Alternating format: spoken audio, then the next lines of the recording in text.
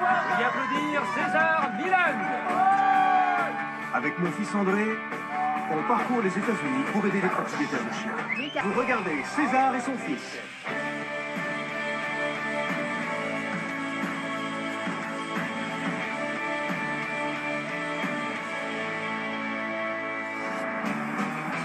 La prochaine étape de notre tournée est San Diego. C'est là où je vivais quand je suis arrivé en Amérique. Je fais des démonstrations en direct en centre-ville. Voici César Milland. Bonjour San Diego. Bonjour, merci.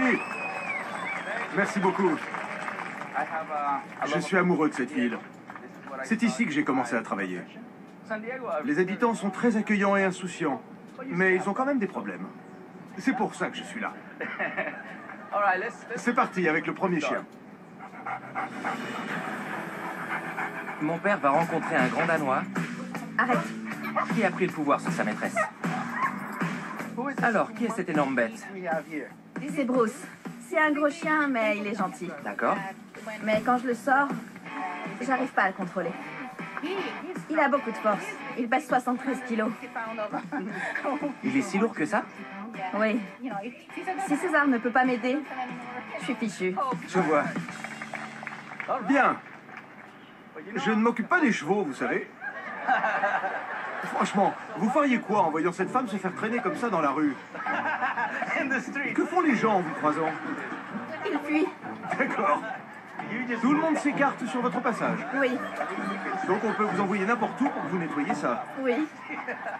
C'est ça. Pourquoi? Parce que le chien est agressif? Non, il est content. Le problème, c'est d'arriver à contrôler la joie d'un Danois extrêmement puissant. Désolée. C'est pas grave. Les gens doivent comprendre ce que vous endurez. Oui, Vous avez testé le Licol? oui. Il s'est passé quoi? Il s'est calmé. Alors pourquoi ne pas vous en servir? Ça fait mieux si je le promène sans. Ça, c'est typique des humains. Ils préfèrent avoir la classe qu'être à l'aise. Du coup, elle est obligée de s'ancrer dans le sol.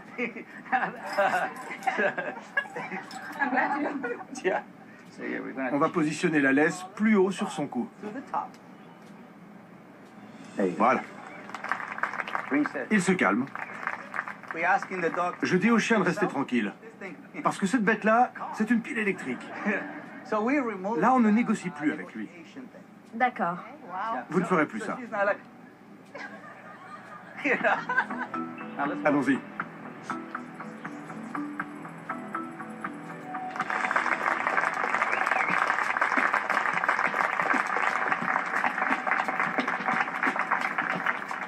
Comme la laisse était sur le bas de son cou, il était trop agité. Et sa maîtresse était stressée. Elle craignait pour sa vie. Pas vrai? Elle alimentait cette énergie. Il était surexcité et elle était tendue. C'est ce qui se passait. Cette partie du cou étant la plus sensible, on obtient la réaction qu'on veut. Mais là, c'est la zone la plus puissante. Souvent, les gens se disent qu'ils ne veulent pas les étouffer. Vous n'êtes pas censé faire ça. Vous devez les guider. Là, c'est normal. Je le tiens comment? Combien de doigts? 2 doigts. Incroyable. Je vais courir. Salut. Stop. Bien. Essayez pour le public. Vous êtes sûr? Absolument. Et vous? Oui. Regardez. Vous avez repris votre mauvaise habitude. Je sais. Elle a dit, vous êtes sûr? En gros, elle n'a ni confiance en elle, ni en son chien. Elle sait qu'il a de la force. Vous êtes trop tendu. Il faut vraiment que vous vous détendiez. Bien. Bon. Allez. Voilà. Ne l'observez pas, ne regardez pas votre chien. Voilà. Tirez s'il avance trop vite. D'accord. Elle commence à comprendre. Oui. Au moins, il ne vous traîne plus. Allez. Ne le laissez pas vous freiner. Vous n'êtes pas méchante avec lui. Vous lui demandez simplement de bien se comporter. D'accord? Voilà. Parfait. Continuez. C'est ça. Super. Par ici. Bien. Merci. Comment on dit merci en italien? Grazie. Grazie. Le chien suivant sera un sacré défi, même pour mon père. Romy a l'air d'un petit chien tout mignon. Mais ne vous y trompez pas.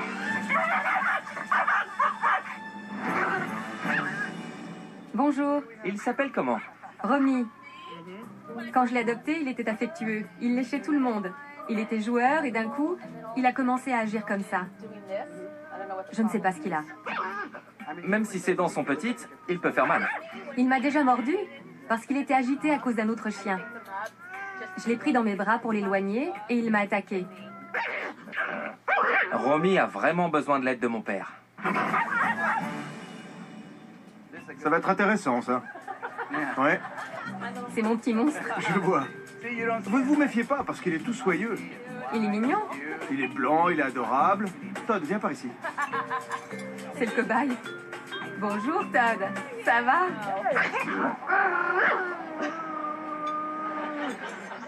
C'est un petit chien tout doux. Maintenant, vous vous direz, oh non, pas ce petit chien. Posez-le. Voilà. C'est bon, ne vous inquiétez pas. On dirait un serpent. Il était agité, mais maintenant je vais le tenir et on va voir le changement. C'est rien, c'est rien. Tout va bien. C'est pour ça que je suis là.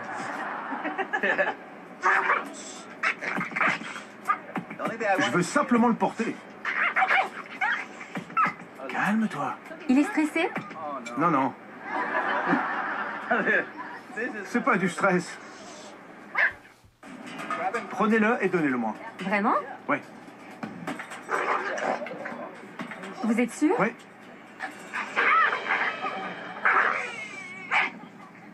Voilà, parfait. Super. C'est comme s'il était dans les bras de sa maîtresse. Comme si c'était mon bébé. C'est pour ça que mon père est aussi demandé. Moi, je l'aurais jamais touché. Comme Bria était vraiment tendue, il s'est dit qu'il devait la protéger. Moi, je reste calme. Venez. Oui, oui, vous. Super. Ça va? Oui. Vous voyez? C'est bien, Romy. Bon. Le problème, ce n'est pas le chien, mais l'attitude de la personne qui le porte et qui lui fait croire qu'il doit la protéger parce qu'elle est stressée, nerveuse ou anxieuse. Quel est votre métier? Adjointe exécutive. Adjointe exécutive. Est-ce que vous pouvez être cadre un instant? Oui? Très bien. En étant adjointe exécutive, on suit les ordres. Mais quand on est cadre, on dirige. C'est moi le chef. D'accord, super. C'est parfait. Cadre. Oui. Bonjour Todd, ça va? Bonjour. Ça me fait plaisir. Moi aussi. Voilà, c'est mieux. Il a quand même grogné. Ce n'est pas lui le problème. Il a grogné, mais vous étiez tendu, c'est normal. On sait qu'il peut y arriver. Mais vous, vous avez l'habitude qu'il soit agité. Vous devez vivre l'instant présent et oublier le passé. Allez, on réessaye. N'oubliez pas de respirer, Bria. Voilà. Allons-y. Salut. Salut Todd, ça va? Je suis content de te voir.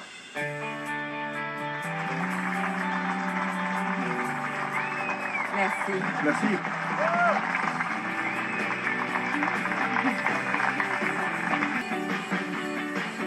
Ne le touchez pas Ne lui parlez pas. et ne le regardez pas. Le prochain défi sera avec King Kong, un pitbull qui court après les ballons pour les attaquer.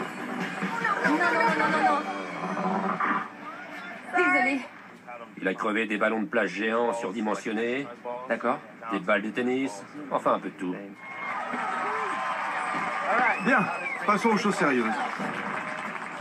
Super. Vous feriez quoi si vous voyiez ce chien dans la rue? Soyez honnête, Je changerai de trottoir. comme la plupart des gens. Parce que c'est un pitbull très imposant. Même s'il est calme.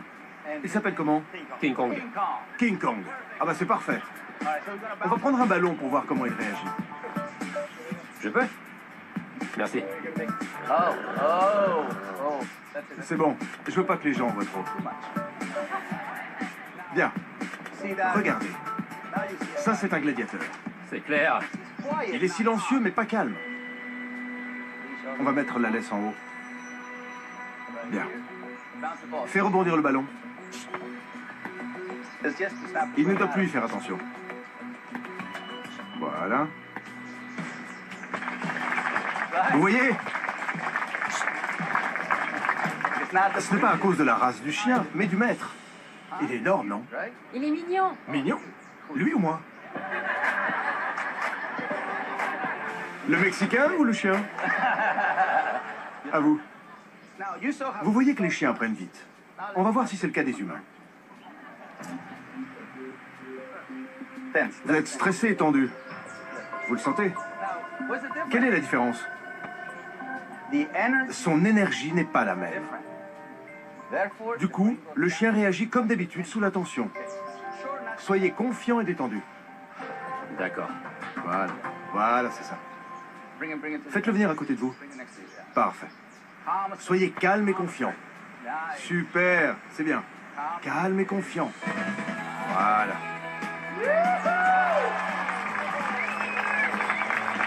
En fait, les pitbulls ne posent pas de problème. La race n'est pas la cause. C'est le maître.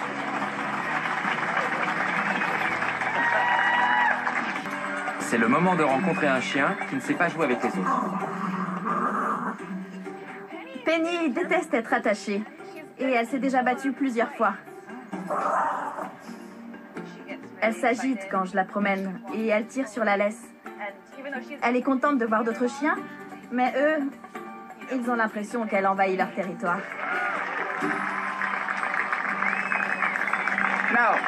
Chers spectateurs, ça, c'est ce que vous avez l'habitude de voir. Un chien qui marche devant son maître et qui est très joyeux et insouciant. Voilà. Penny aime aller voir les autres chiens, c'est ça? Bien. Voyons voir. D'accord.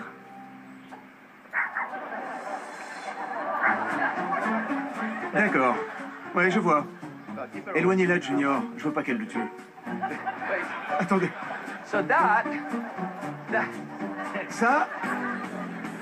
Ça, c'est typique. Arrête! Pas vrai? La plupart des gens éloignent leur chien en le traînant. Penny pourrait même déclencher une bagarre. Parce qu'elle se dirige vers ses compagnons avec beaucoup d'enthousiasme. Eh oui. Selon les accessoires, vous aurez des réactions différentes. Les harnais servent à tirer et à maîtriser le chien. Si vous lui mettez, il tirera dessus. Parce que la plupart des gens tireront dans l'autre sens. Comment empêcher ça? On va échanger. J'utilise tout le temps. Bien. Je m'approche. Je lui mets. Je lui indique qu'elle doit rester calme.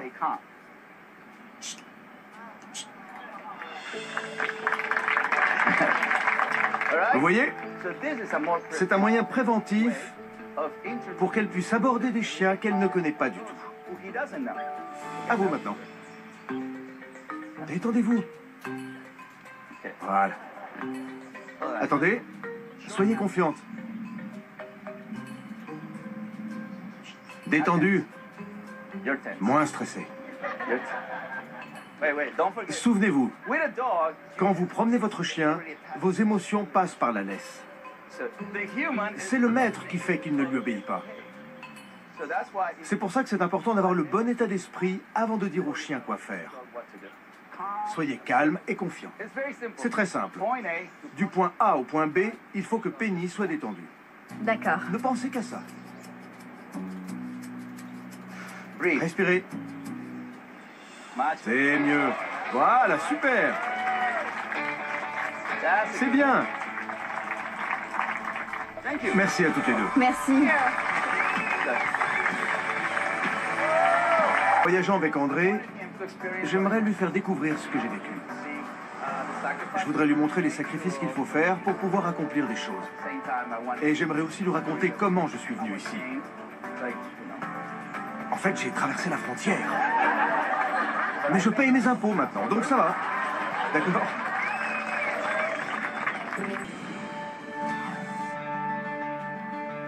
En visitant San Diego, j'ai l'occasion de partager une importante partie de ma vie avec mon fils, André. Quand je suis parti du Mexique et que je suis arrivé ici en 1990, c'était difficile. Je veux montrer à André à quoi ressemblait ma vie au début. En arrivant en Amérique, je n'avais pas un rond. Pas un seul. Je ne parlais pas anglais et j'étais sans papier. Sans argent. Et je n'avais pas d'adresse. Je n'avais absolument rien. J'étais comme un chien qu'on attrape et qu'on met dans un endroit différent. C'est incroyable. J'ai tout fait à l'instinct. Je vois. Et puis il pleuvait. Donc j'étais trempé, plein de boue. La première chose que je voulais trouver, c'était où dormir, parce que j'étais fatigué. Je vais lui montrer où j'ai passé mes 2 premiers mois aux États-Unis. C'était sous un pont, sous une autoroute, au sud de San Diego, à Chula Vista. Ça rappelle des souvenirs. C'est comme chez toi, fiston. Prends un carton. Tu peux dormir ici. T'as vu comme c'est étroit? Ouais. Comment tu pouvais dormir avec ce vacarme? J'étais exténué. C'était de la survie. Tu ignorais le bruit. Je vivais ici. C'est fou. Quand je vois où tu en es maintenant, je trouve ça incroyable.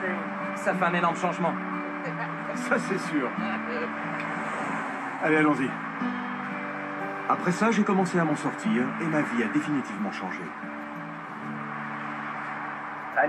L'argent ne m'inquiète pas aux États-Unis, parce que les opportunités sont infinies. On peut tondre des pelouses, tailler des arbres, on peut promener des chiens. Tout est possible. C'est ce que j'ai fait. Ouais. J'en ai promené. Je voulais surtout pas échouer. J'étais pas venu là pour ça. Je voulais devenir le meilleur dresseur de chiens au monde. Je pensais qu'à ça. C'était mon but. En parlant de ses débuts compliqués à mon fils, C'est vraiment passionnant. je veux lui montrer qu'il peut réaliser ses rêves et faire bouger les choses. Merci. Merci beaucoup, San Diego. Mission accomplie. Merci à tous.